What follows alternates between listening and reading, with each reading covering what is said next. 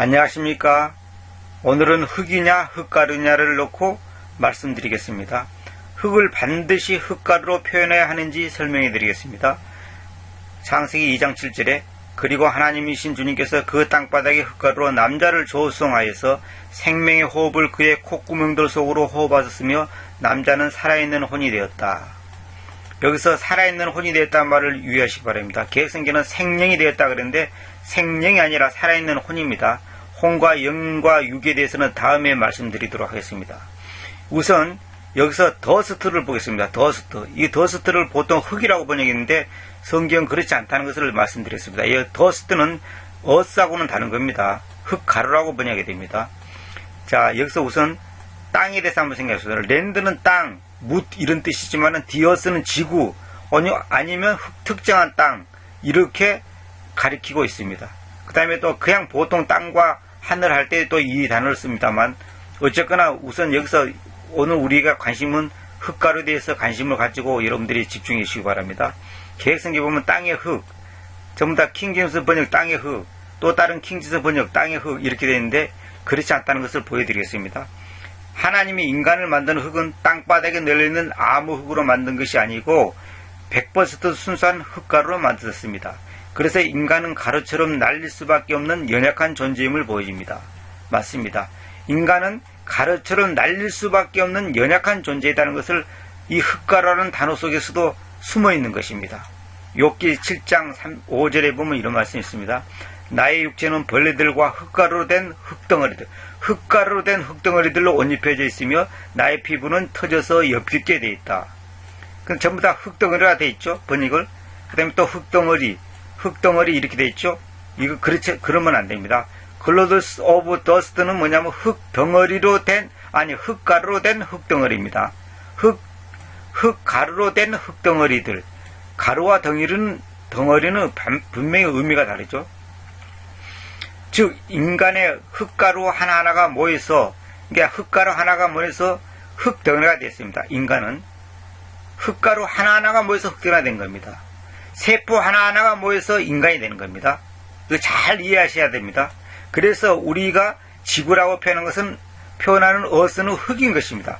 인간의 몸이 유기체인 것처럼 말씀도 유기체입니다. 예를 들어 신체 구조를 보면 코가 팔에 달려있으면 안 되듯이 반드시 정위치에 있어야 합니다. 말씀도 단어 하나하나가 있어야 할 자리에 있어야 하고 하나님께서 단어를 다르게 선택하신 것도 반드시 뜻이 있는 것입니다. 이렇게 세포 하나하나가 모여서 인간이 육체가 된 것입니다. 이게 흙가루 하나하나가 모여서 흙덩어리가 되는 것입니다. 자, 보십시오. 욥기 38장 38절에 보면 흙가루가 경직되고 흙덩어리들이 함께 달라붙을 때에 멈추게 할 수 있느냐. 보십시오. 흙가루와 흙덩어리를 구별해서 표현하고 있습니다. 근데 여기서 다른 번역들은 그냥 이것을 갖다가 흙가루로 된 흙덩어리를 그냥 흙덩어리라 해버립니다. 이렇게 번역하면 안 됩니다. 절대로 안 됩니다. 욥기 38장 38절에서 증명하지 않습니까? 그 다음에 전부 다 흙덩어리라 번역됐죠. 흙덩어리라 번역이죠. 여기 개혁성경이 오히려 낫죠. 여기 보면 티끌이 덩어리를 이루며 흙덩이가 서로 붙게 하시느냐. 그러니까 오히려 이런 것이 더 낫죠. 근데 이것도 티끌은 잘못된 거고 흙가루로 해야 됩니다. 자, 다른 킹제임스 성경 103편 시편 103편 14절 보겠습니다. 왜냐하면 그분께서 우리의 구조를 아시기 때문에 그분께서 우리가 흙가루다는 것을 기억하신다. 흙가루다는 것을 기억하신다. 이 시편 기자가 말하고 있는 그 내용은 인간이 흙가루에서 만들어졌다는 것이 보여주는 것입니다.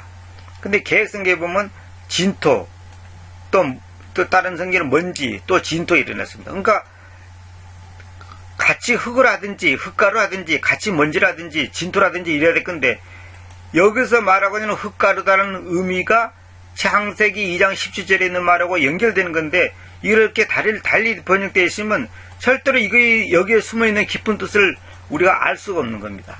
또한 시편 103편 14절의 의미는 창세기에 나오는 인간의 연약함을 내포하고 있는 것인데 먼지, 진토 등 마구 다른 표현들을 사용하면 안 되는 것입니다.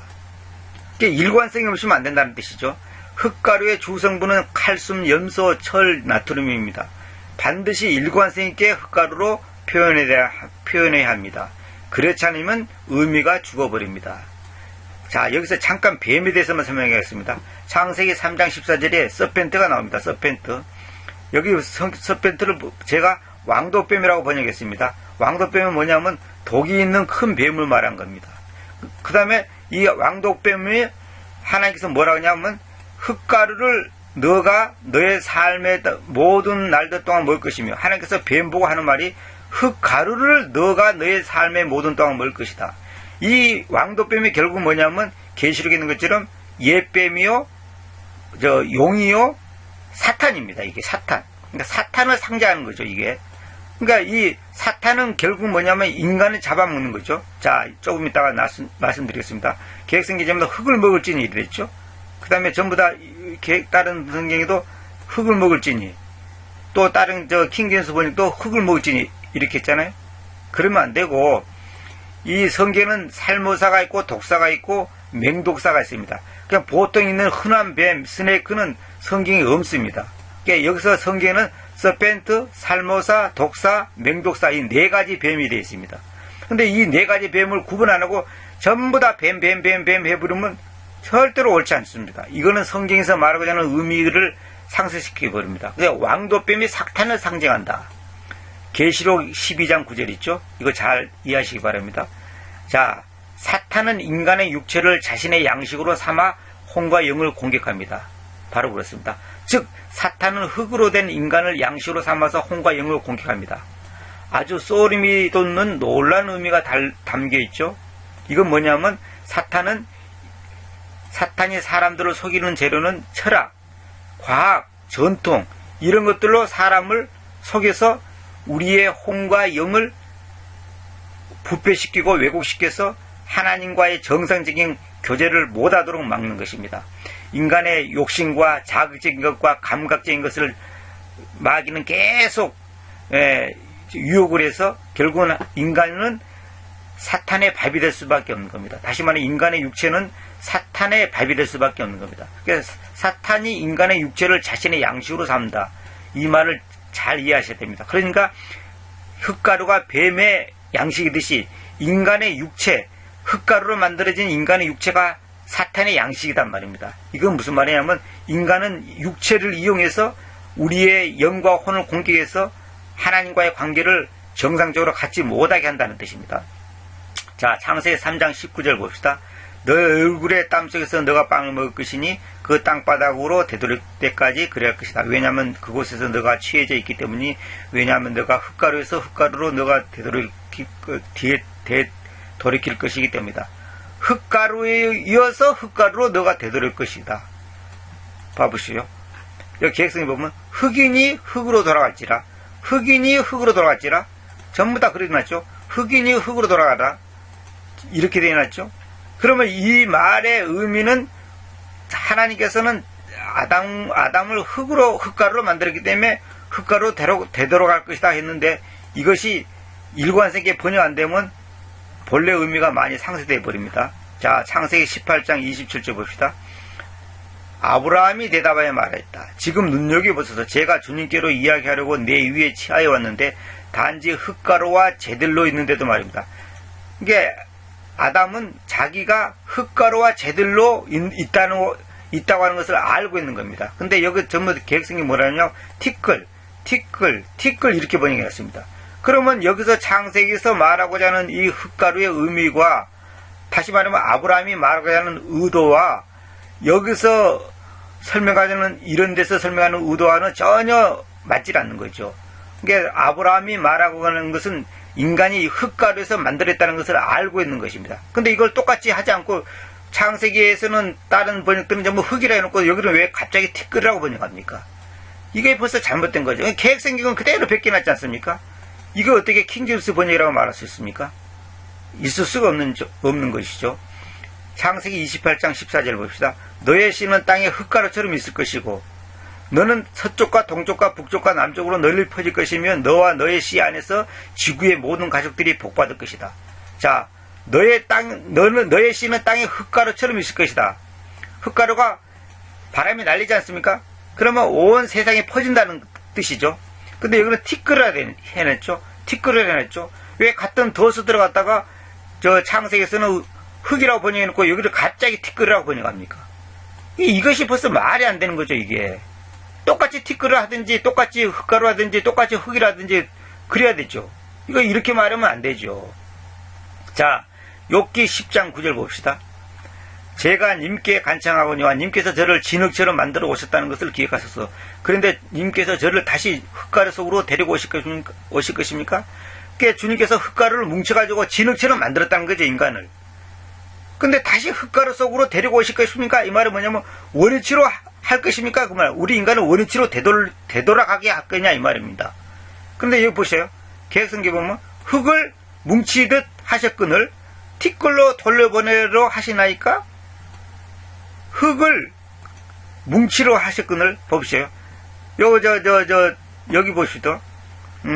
여기 클레이라는 말 있잖아요. 클레이 이거 진흙인데 이거 갑자기 또 흙이라고 번역했습니다. 근데 우리 킹기스 번역은 또 진흙처럼 이건 잘 됐습니다. 근데 갑자기 또 흙으로 이렇게 해버립니다. 이렇게 하면 안 됩니다. 그러면 창세기와 맞질 않는 겁니다. 진흙처럼 해놓고 또 흙가루 이렇게 정확히 해야 됩니다. 여기는 또 갑자기 진흙이라 해놓고 여기는 또 티끌이라고 번역해버립니다. 어떻게 이렇게 될 수 있습니까? 절대 그렇게 하면 안 되죠. 그러니까 이 진흙과 흙가루를 분명히 표현을 정확하게 했을 때 여기서 말하고자 하는 욥기 있어서 말하고자 하는 의미와 창세에서 말하고자 하는 의미가 맞아떨어지는 거죠.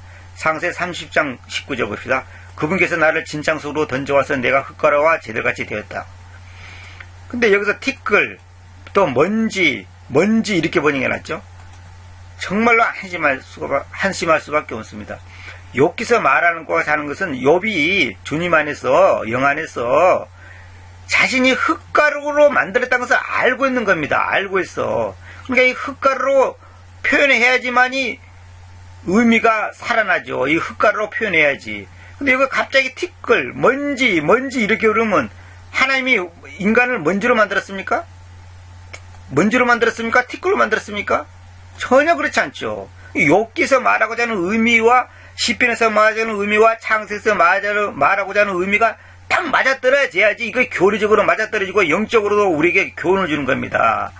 이렇게 주먹구구식으로 번역하면 안 됩니다. 이건 절대로 잘못된 겁니다.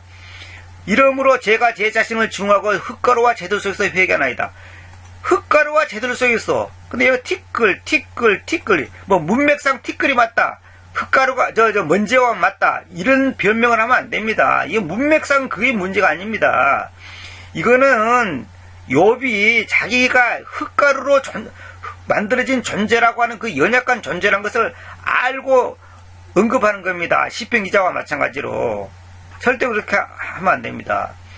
최소 크기의 흙가루 하나는 육체의 최소 크기의 세포 하나를 상징하는 것입니다. 예를 들면 보통 사람의 세포 개수가 100조 개라고 하면 100조 개의 흙가루가 필요한 것입니다. 즉 셀 수 없는 흙가루들 니꼬로 셀 수 없는 육체의 세포들 니꼬로 셀 수 없는 하늘의 별들이 성립된 것이니 하나의 말씀 또한 그 속에 담긴 깊이와 넓이는 영원히 배워야 하는 것입니다.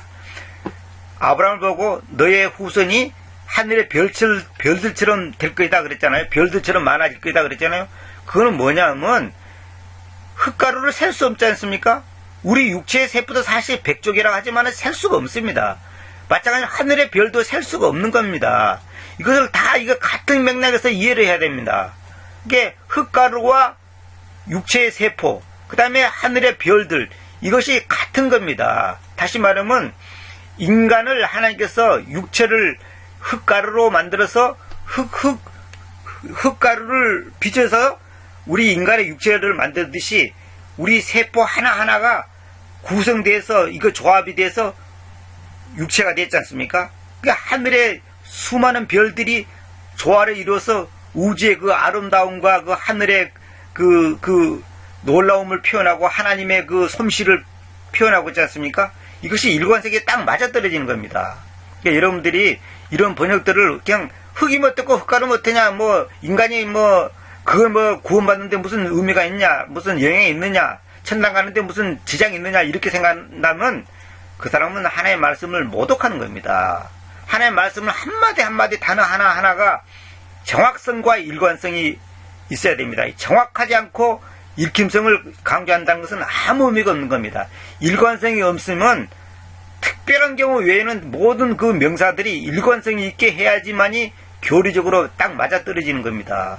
이렇게 주먹구구시로 대충 번역하는 것은 킹제임스 성경을 모독하는 것이고 더 나아가서 하나님을 우롱하는 것밖에 안 되는 것입니다. 정말 회개하셔야 됩니다. 반성해야 됩니다. 정말 킹제임스 보는 여러분들에게 간곡히 말씀드립니다. 성경을 대충 보시지 마십시오. 계획성처럼 하지 마십시오. 계획성과 입을 맞추지 마십시오. 계획성을 베끼지 마십시오. 계획성경 베껴놓고 킹제임스 번역했다고 하는 것은 사기입니다. 사기. 이거는 정말 잘못된 겁니다. 이거는 비판하자는 거 아닙니다. 하나님의 말씀 앞에 정직해야 되죠. 절대로 이렇게 번역하면 안 됩니다. 이것은 정말 이거는 조족지혈입니다. 이거는 정말로 극히 일부에 불과한 겁니다. 정말 이렇게 잘못된 번역이 수천 군데가 넘습니다. 제가 발견된 것만 해도. 앞으로 제가 말씀드릴 때 여러분들이 귀담아 들으시기 바랍니다. 감사합니다.